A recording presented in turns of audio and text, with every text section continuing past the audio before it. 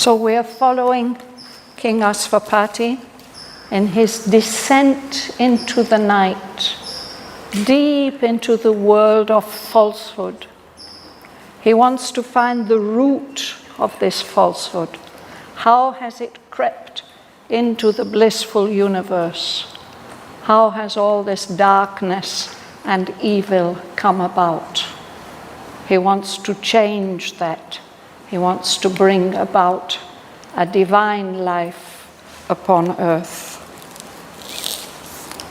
So I will read about a page and a half, and then we'll go back and look at each sentence in more detail.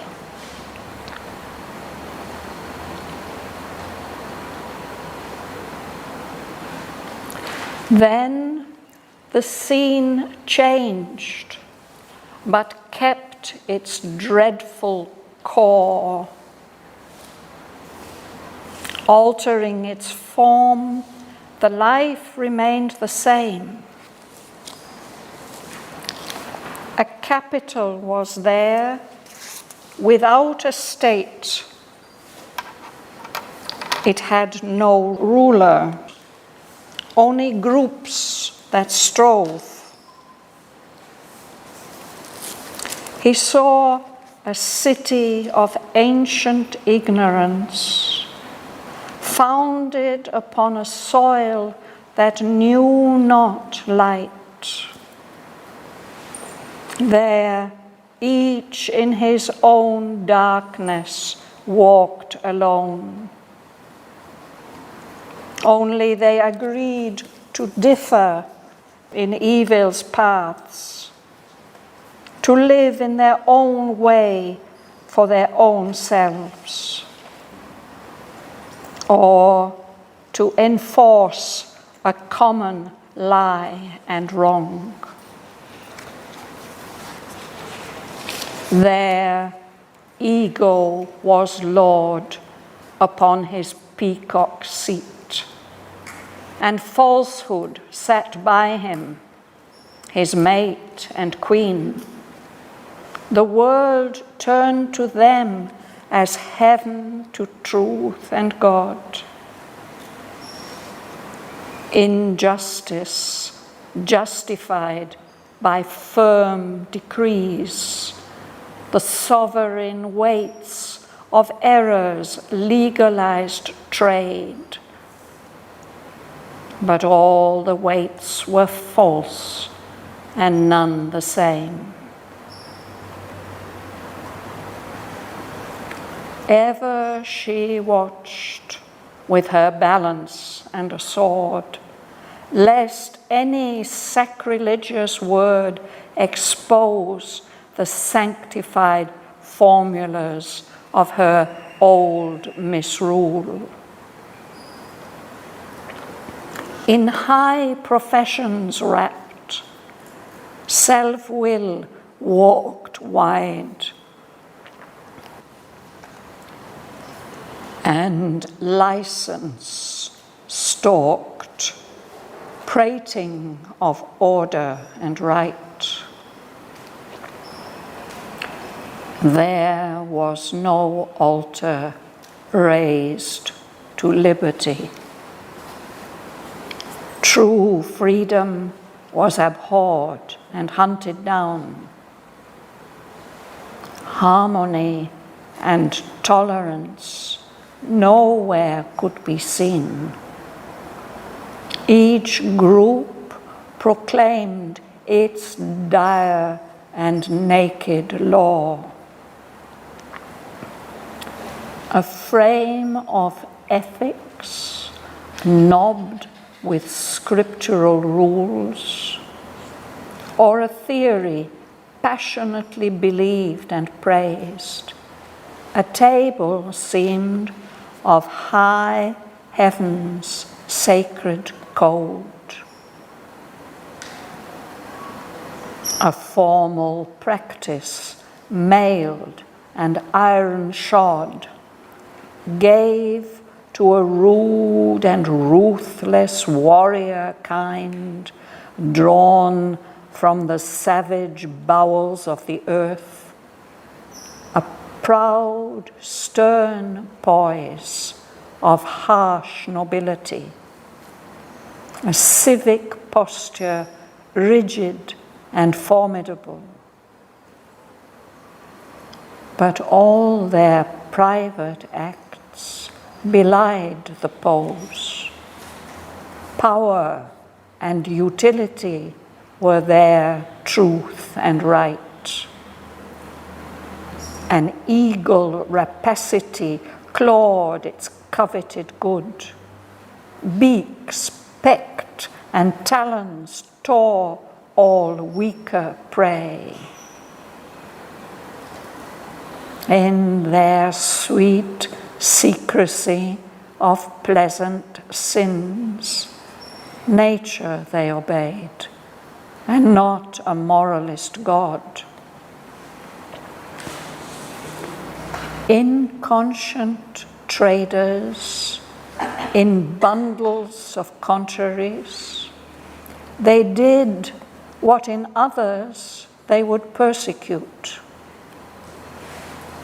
When their eyes looked upon their fellow's vice, an indignation flamed, a virtuous wrath, oblivious of their own deep-hid offense. Mob-like, they stoned a neighbor caught in sin. A pragmatist judge within passed false decrees, posed worst iniquities on equity's base, reasoned ill actions just, sanctioned the scale of the merchant ego's interest and desire. Thus was a balance kept. The world could live. As zealot fervor pushed their ruthless cults, all faith not theirs bled, scourged as heresy. They questioned, captive, tortured, burned, or smote and forced the soul to abandon right or die. Amid her clashing creeds and warring sects, religion sat upon a blood-stained throne. 100 tyrannies oppressed and slew, and founded unity upon fraud and force. Only what seemed was prized as real there.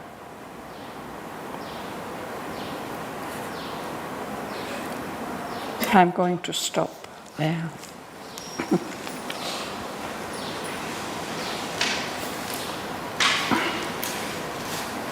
This is a really terrible picture of things that have happened in our world at different times and places in human history.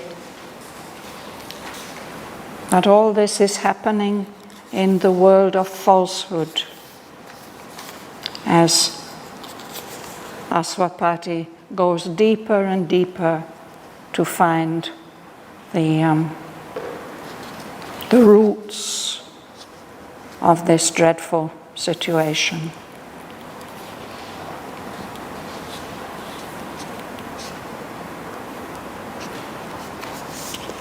Will you start, Dana, please? Then the scene changed, but kept its dreadful course. Altering its form, the life remained the same. A capital was there, without a state. It had no ruler, only roots that strong. He saw a city of ancient ignorance, founded upon a soil that knew not light. There, each in his own darkness walked alone.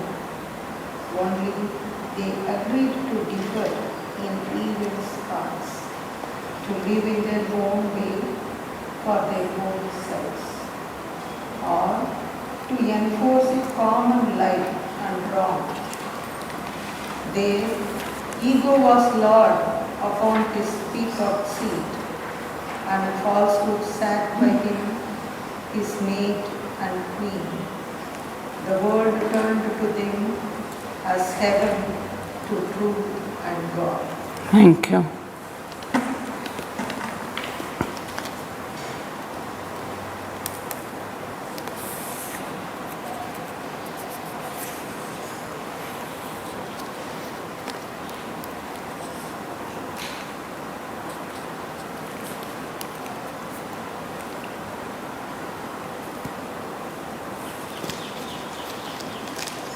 So the outer appearances change, but that dreadful core, that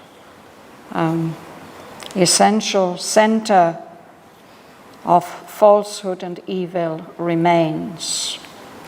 The form is altered, but the life remained the same. So there's something like a capital city, but there isn't a state around it. And in that capital, there is no single ruler. There are only conflicting groups. Sri Aurobindo refers to this as a city of ancient ignorance that has been founded, that's based on a soil, a ground that knows nothing of light, the light of knowledge, the light of truth. So each individual who lives there, each in his own darkness, is walking alone. Only they agreed to differ in evil's paths. They don't conflict with each other too much, so long as the path is an evil one. So long as each of them can live in their own darkness, their own way, for their own selves. And sometimes they may band together to enforce, to impose a common lie and wrong. They may agree to work together to establish something like that. What rules there is the ego. Here's the Lord on his glorious, flaunting peacock seat. And next to him, as his queen, is falsehood, his mate and queen.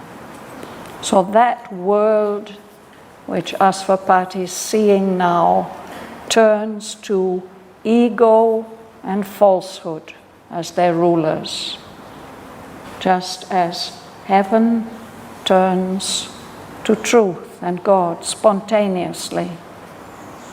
In the same way, the beings there spontaneously turn to ego and to falsehood.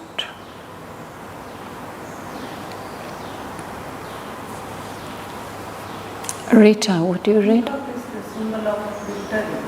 It's the symbol of pride in this case. Proud as a peacock, we say. Injustice justified by firm decrees, the sovereign weights of errors legalized trade. But all the weights were false and none the same. Ever she watched with her balance and her sword, lest any sacrilegious would expose the sanctified formulas of her old misrule. Yes. So we have this traditional picture of justice, blindfold with her sword and her balances, which balances good and evil. Here he says injustice is the ruler. She justifies by firm decrees, gives commands. It has to be like this. And what she's watching over is a kind of marketplace. In the old marketplaces used to be kept samples of the different weights. So much for flour, so much for sugar, so much for so-and-so. Weights and measures.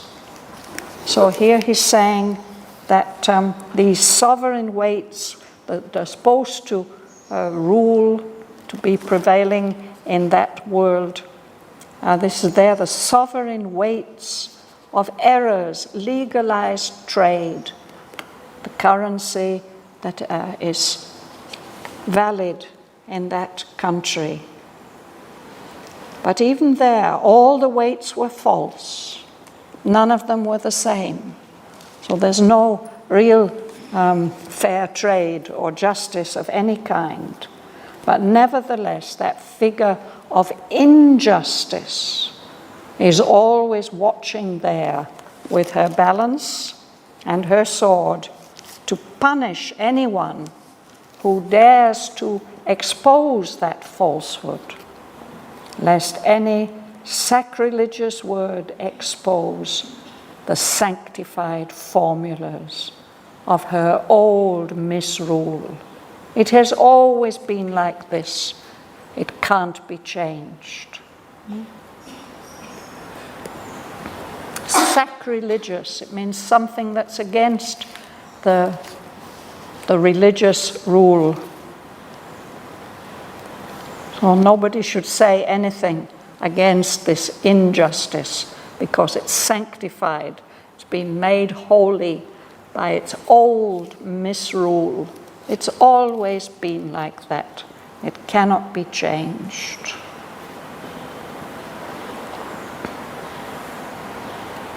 Tara? In high professions, worked, sat, lived, walked wide, and license stopped preaching of order and right. There was no altar raised to liberty. True freedom was abhorred and hunted down. Harmony and tolerance nowhere could be seen. Each group proclaimed its dire and naked war. Thank you. So self-will is what's really ruling there. But that self-will disguises itself, wraps itself up, dresses itself up in high professions, in statements saying how good and how right it is. That self-will walks wide, nobody can challenge it. And the other thing which is prevalent there is license, no rule. Everybody can do just what they want. But that license also dresses itself up. It walks around prating. That means using empty words about order and right. But there's no altar to liberty, to freedom. True freedom is abhorred, hated, dreaded, hunted down. Harmony and tolerance, when you deal generously with your fellow human beings, tolerance, those things nowhere could be seen. Each of those groups, he says there are several groups, no? striving between them, competing groups. Each group proclaims its own dire and naked law, its terrible law, dreadful law. So, what does it mean? Sorry? Naked law. Hmm? What does it mean that it says naked law? They don't even try to dress it up. It's just our law. That's the way we do it. Then it doesn't need to be any justification. And dire means dreadful, frightful. Is it clear? Yeah. Will you read? A frame of ethics, not its scriptural rules, or a theory passionately believed and praised, a table seamed of high heaven's sacred code, a formal practice nailed and iron sharp.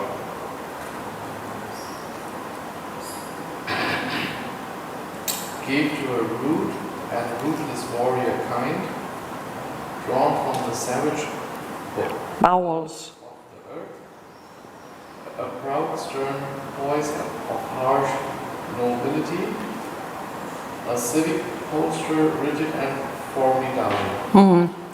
So this is, each group has its own law, and they do have some kind of justification of it, a frame of ethics, a framework. Ethics, of course, is right behavior, the behavior that we feel to be good and correct. So they have something like that, a frame of ethics, and it's even, this frame is decorated with very complex carvings representing scriptural rules, rules which must not be broken.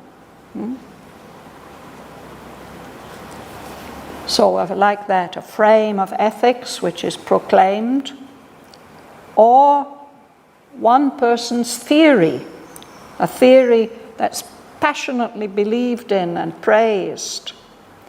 These things are made to seem like a table, a tablet of divine law, a table seamed of high heaven's sacred code.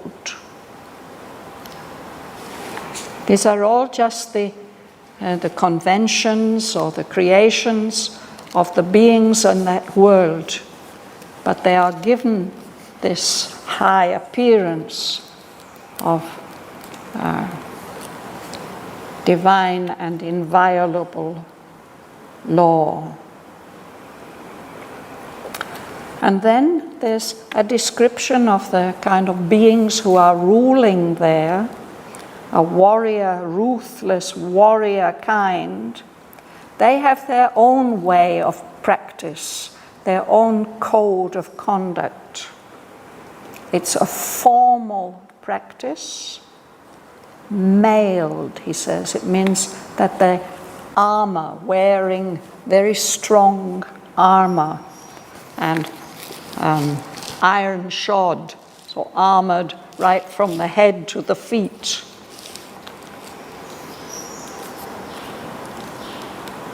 This ruthless, rude and ruthless warrior kind, they seem to have been drawn out of the very bowels of the earth, from the darkest, deepest underground spaces. But it gives to these warriors the appearance, a proud, stern poise of harsh nobility.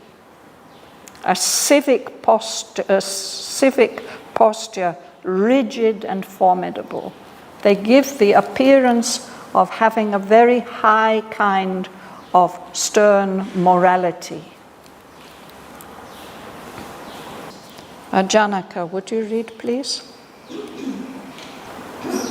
But ordained private acts believed the post. Power and utility were their truth and right, and eager rapacity clothed its coat good. Beaks, pecked, and tongues told all waker prey. In their sweet secrecy of the pleasant scenes, nature they obey, and not a moralist God. Thank you. Yes. Difficult to read this. It's very difficult to read and study this. I think the last time we were reading, we somehow skipped through these pages. But anyway, this time we'll really try and follow each step of the way that King 𝒔𝒆 takes. I have a question. Yes. Do you know what 𝒔𝒆 did to keep his sanity when he passed through this world? Yes, I think we are told what he did, but it comes a little later.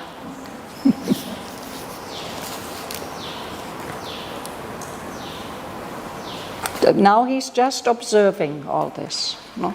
As we can perhaps observe historical examples of societies like this that have existed in different parts of the world in different historical times. But it still exists today. Of course, these things are still in human nature, so they are still happening, yes. Sometimes they flare up into our human world in more or less obvious forms.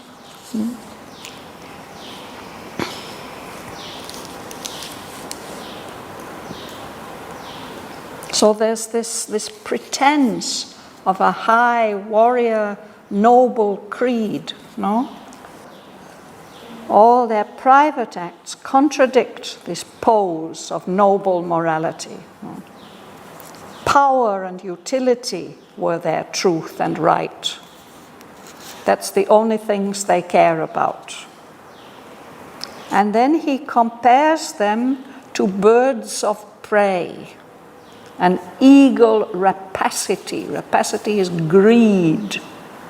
Like greedy eagles, they're tearing with their talons whatever they wanted to get hold of, whatever their coveted good, what they desire to have. So, like eagles, their beaks pecked and their talons tore all prey, all smaller, weaker creatures. No?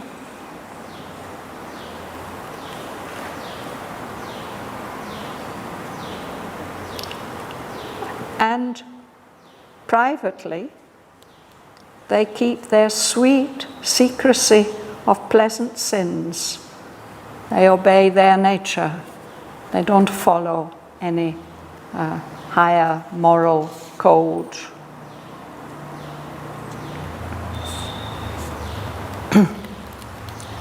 Sorry, would you go on from there, please? Inconscient traders in bundles of contraries, they did what the others they would persecute. When their eyes looked upon their fellows' vice, and indignation flamed, the virtuous wrath, oblivious of their own deep offense, mob-like they stoned the neighbor taught their sin. The pragmatist judge within past false decrees, proposed worst iniquities of equity's place.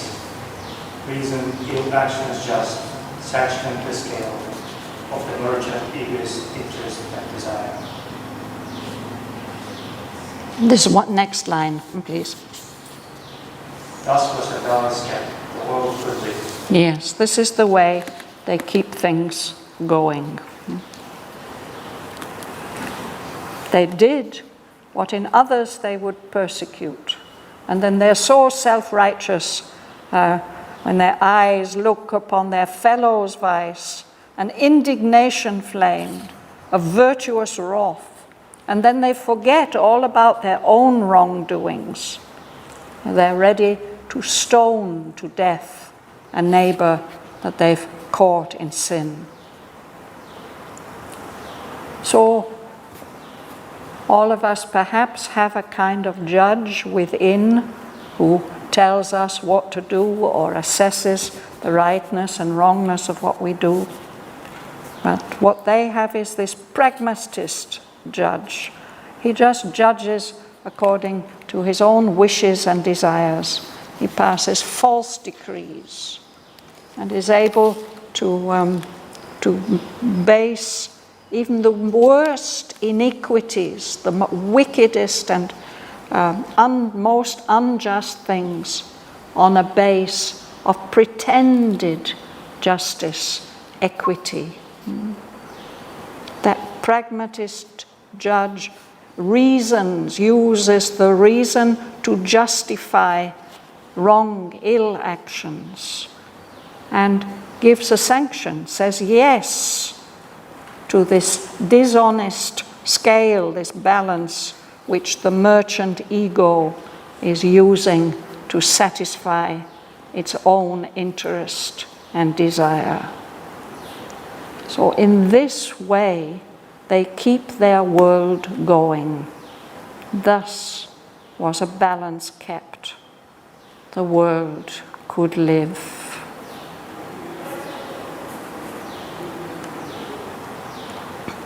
Prema. Yes, Sigmund Freud pushed their ruthless cults, all fate not theirs, lived scorched as heresy. They questioned, captive, tortured, burned or smoked, and forced the soul to abandon right or die, and made her clashing creeds and warring sects.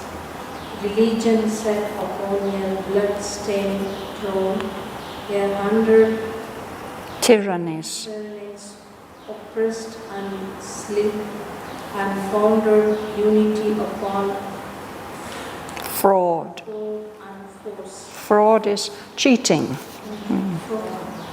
Yes. So zealots, people who are very, very enthusiastic about their religion, a zealot fervor, enthusiastic energy is pushing their ruthless cults, their religious practices, which are absolutely merciless. Each of those groups has its own faith, but all the other faiths they will punish dreadfully, scourged as heresy, as untruth.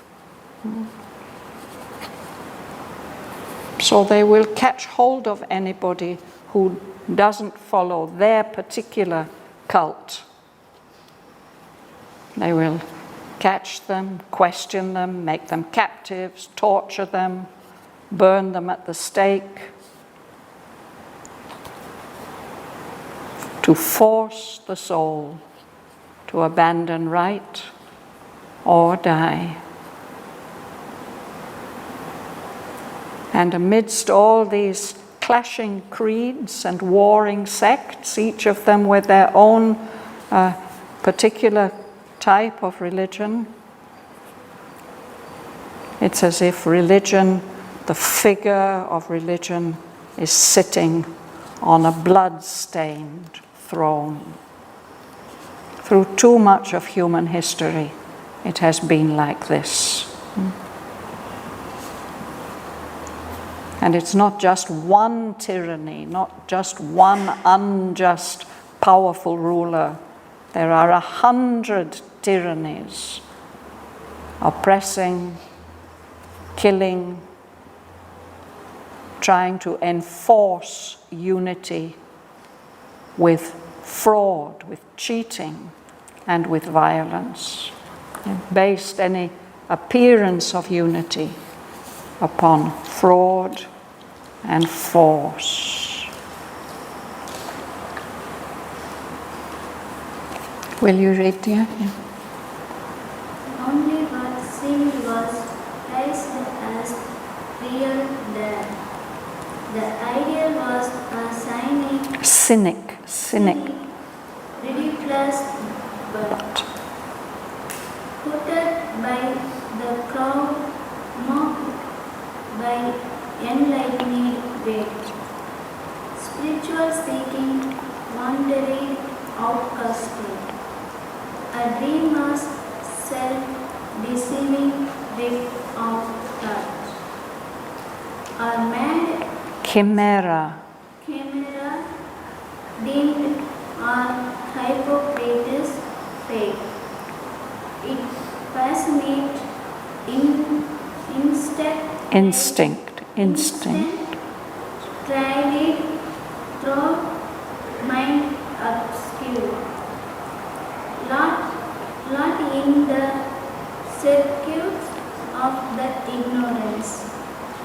A light was there the truth and truth a lie. yes.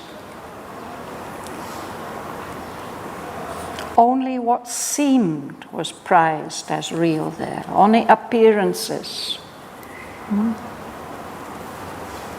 The ideal, like high ideals such as we are encouraged to live up to, is ridiculed. People laugh at it. How can you be so stupid as to believe in anything like that?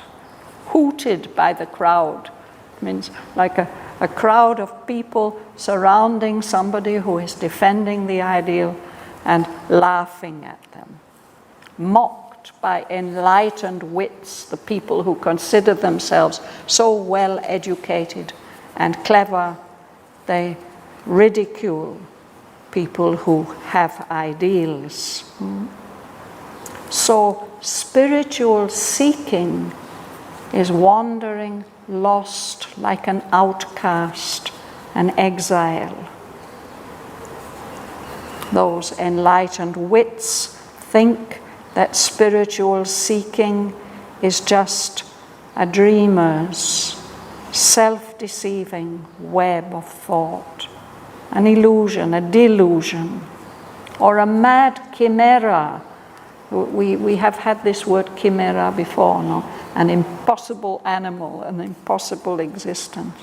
A mad chimera deemed, or a hypocrite's fake. It's just something that you're faking. You don't really believe it and live it.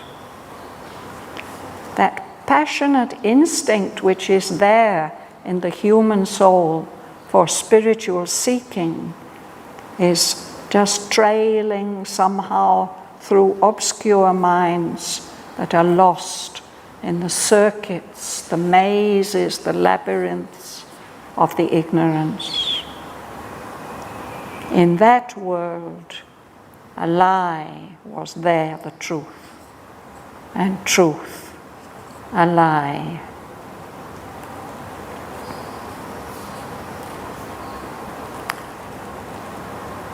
So now we will come to the answer to Rita's question. Lela. Here must the traveler of their whole way, for daring hell's kingdoms wins the heavenly road, pause or pass slowly through that perilous space, a prayer upon his lips and the great name, if road not all discernment's keen spear point. He might stumble into falsity's endless net. Over his shoulders often he must look back, like one who feels on his neck an enemy's breath. Else, stealing up behind the prisoner's blow, might prostrate, cast, and pin to unholy soil, pierced through his back by evil's poignant stake.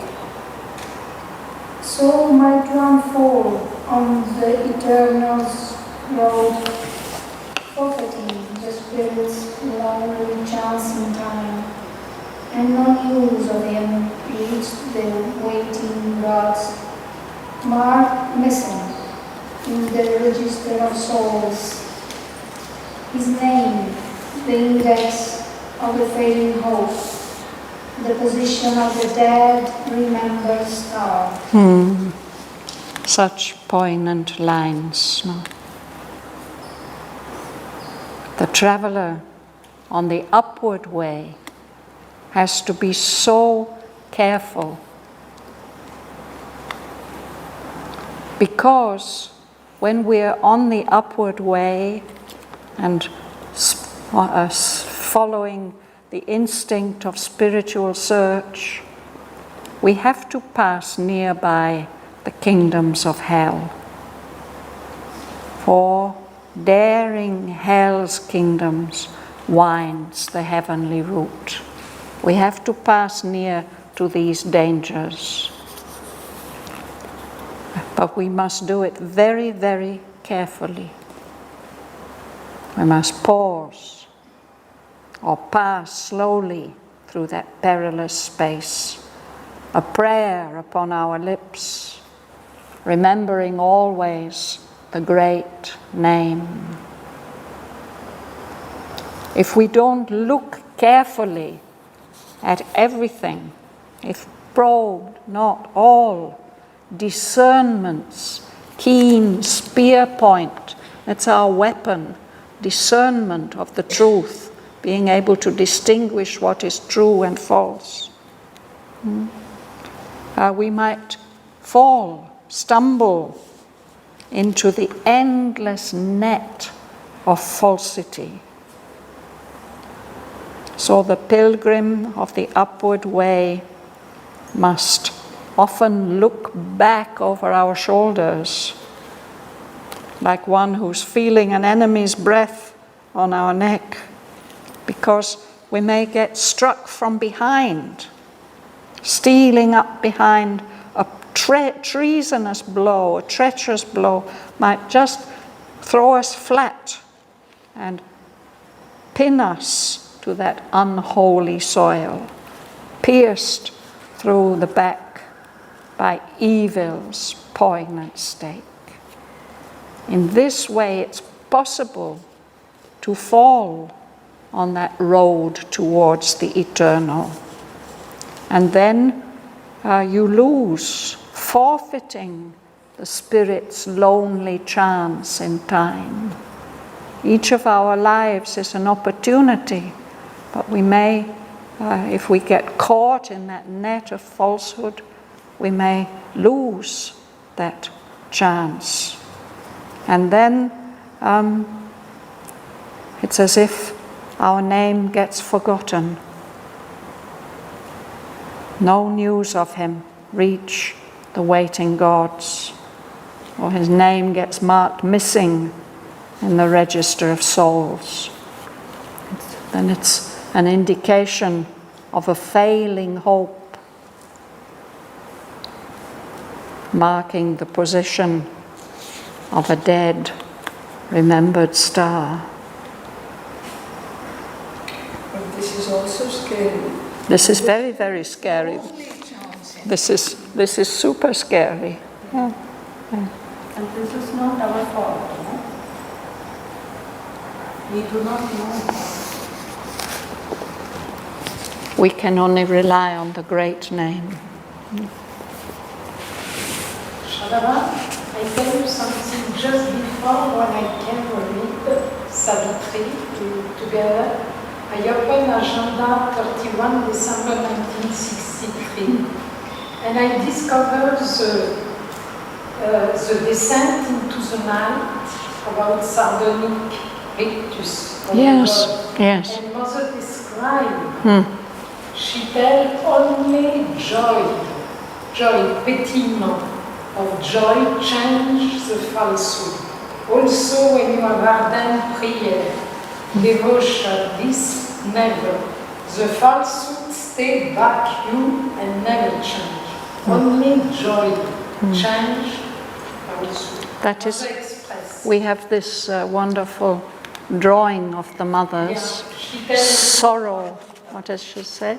Yeah. Falsehood is the sorrow of the Lord, and only divine joy can save us. But how to keep, no? Yeah. So would you like to read the next lines, Ganga Lakshmi? only with self who keep God in their heart. Courage, their armor, faith, their sword, they must walk. The hand ready to smite, the eyes to scout. Casting the javelin regarding front, arrows and soldiers of army of flight. Hardly even so the grisly danger pass, release into a calmer, purer air. They dare at length to breathe and smile once more. Once more they move beneath the real sun. Who here claim rule, the spirit still have power. Yes, thank you. So it's a region like that, where only were safe those who kept God in their hearts and who armed themselves with courage and faith. They must walk, but they must be very alert. The hand ready to smite, the eye to scout. We can't take things easy. I remember Amal Kiran telling me how once, just on the corner of the street opposite the ashram gate, suddenly one day a great blackness fell on him. And when he told Mother about it, she said, "Yes, you're on a battlefield. You have to be careful. You can't just take things for granted. You have to be alert." So it is like that. If we come into this battlefield of good and evil, the only way to keep safe is to keep the divine always in the heart, courage, faith, and readiness to be alert. Casting a javelin regard in front. A javelin is a kind of spear for throwing. So at least you can keep your alertness. These are the heroes and soldiers of the army of light. But even so, it's difficult even for them. Hardly even so. That grisly danger past when they come out of the very difficult danger zone and are released into a calmer, purer air. People who have passed through that hardly dare to breathe at last and feel free, smile once more. But they do feel a sense of relief.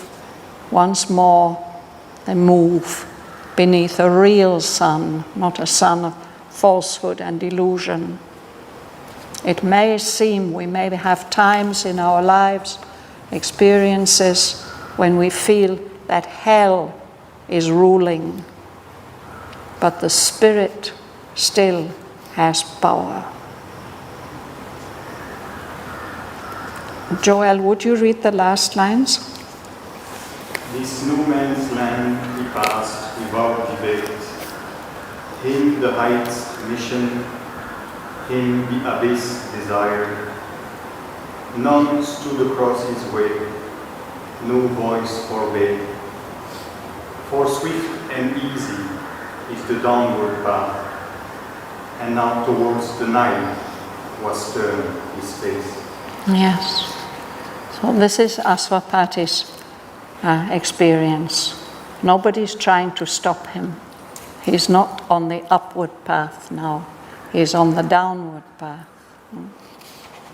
So this no man's land that he passed without debate. Nobody tries to stop him or prevent him. The higher levels of consciousness have sent him on this task. and the abyss, the deep, dark emptiness is just waiting for him to come. Nobody stops him, tries to stop him. Nobody tries to tell him not to go, because that downward path is very swift and easy, and his face is turned towards the night. He's descending, deliberately, consciously descending into the night.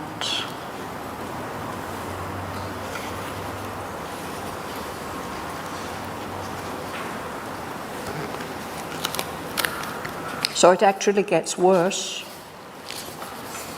We'll go on next week.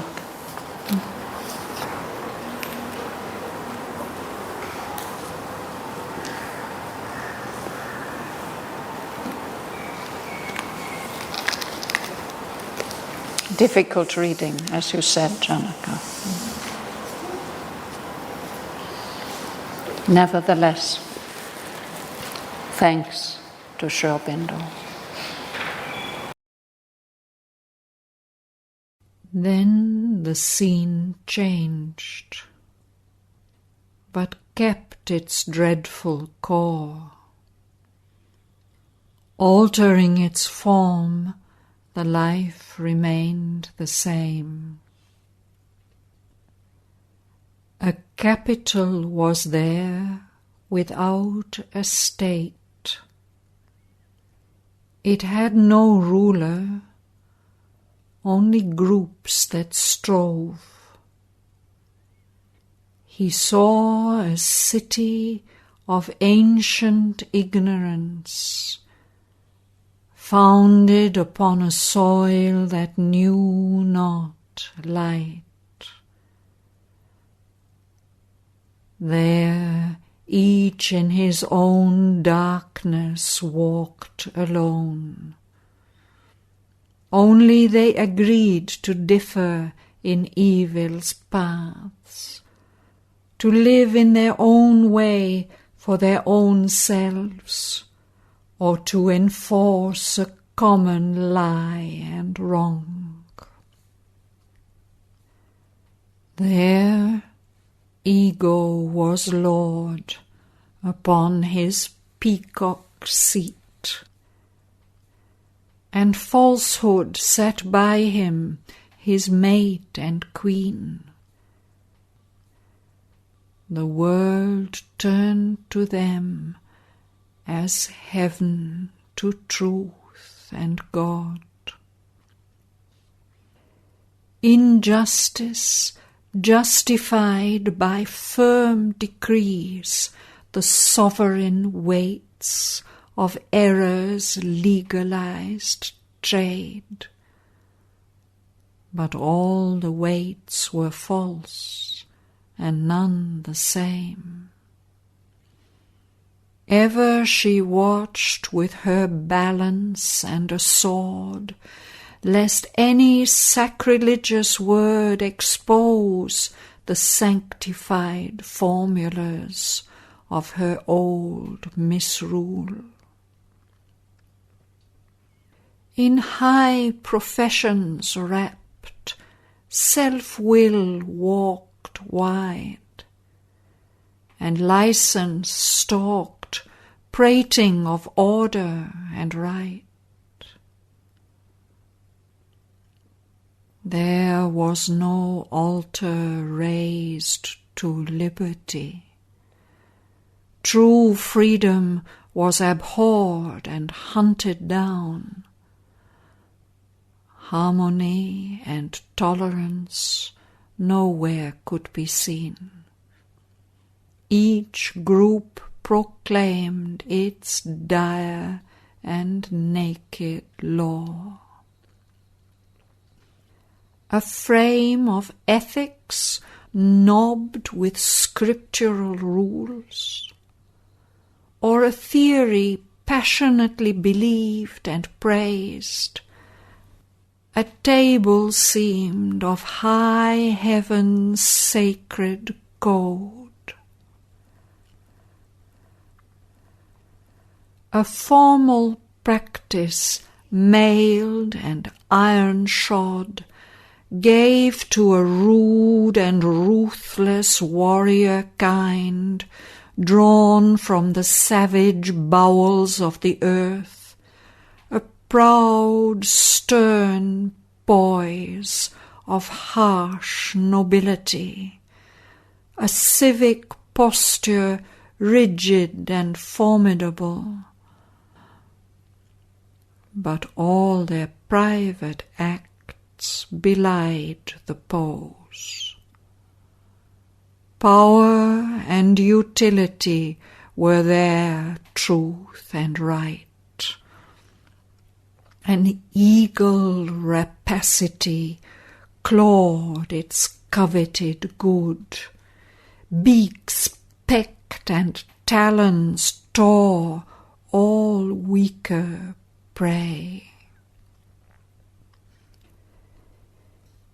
In their sweet secrecy of pleasant sins, nature they obeyed, and not a moralist God.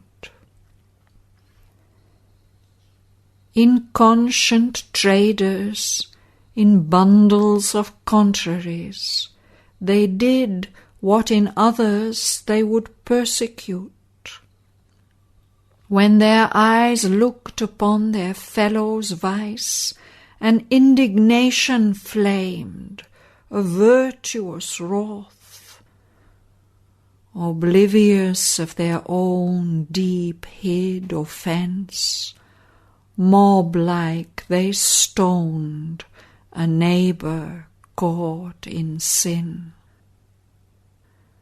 A pragmatist judge within passed false decrees, posed worst iniquities on equities base, reasoned ill actions just, sanctioned the scale of the merchant ego's interest and desire. Thus was a balance kept, the world could live. A zealot fervour pushed their ruthless cults. All faith not theirs bled scourged as heresy. They questioned, captive, tortured, burned or smote, and forced the soul to abandon right or die. Amid her clashing creeds and warring sects, religion sat upon a blood-stained throne. 100 tyrannies oppressed and slew, and founded unity upon fraud and force. Only what seemed was prized as real there.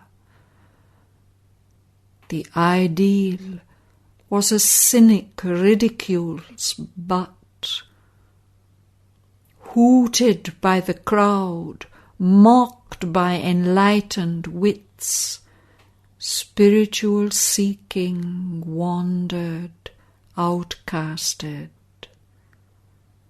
A dreamer's self-deceiving web of thought, or mad chimera deemed, or hypocrite's fake. Its passionate instinct trailed through minds obscure, lost in the circuits of the ignorance. A lie was there the truth, and truth a lie.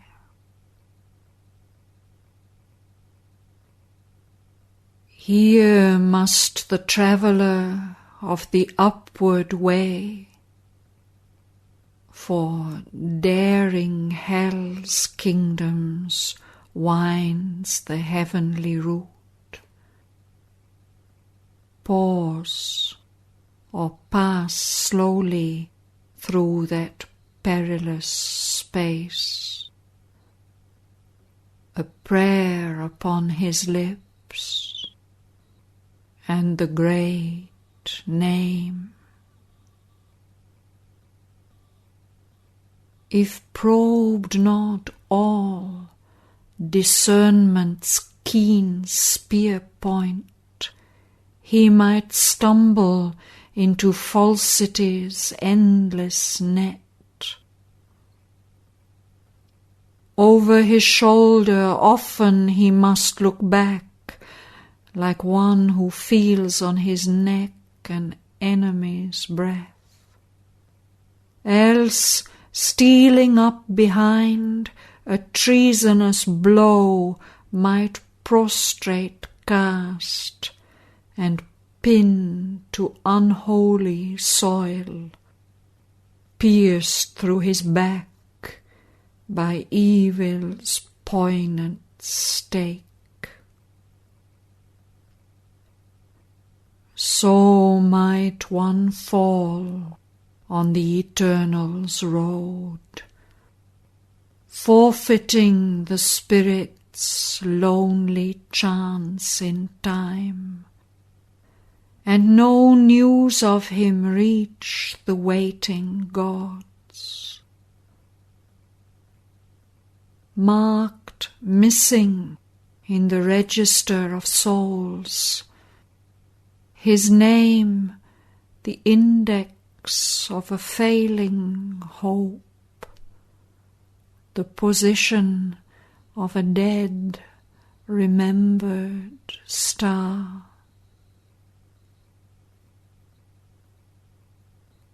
Only were safe who kept God in their hearts.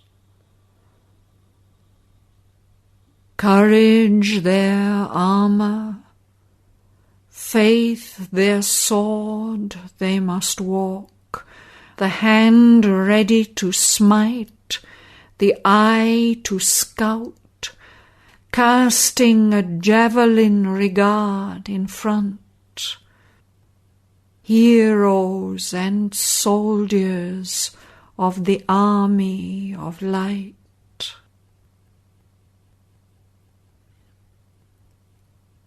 Hardly even so the grisly danger passed, released into a calmer, purer air, they dared at length to breathe and smile once more.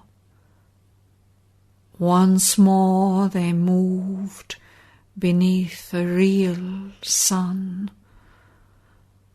Though hell claimed rule, the spirit still had power. This no man's land he passed without debate.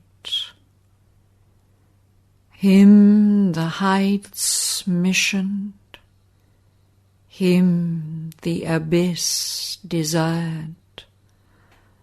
None stood across his way, no voice forbade, for swift and easy is the downward path, and now towards the night was turned his face.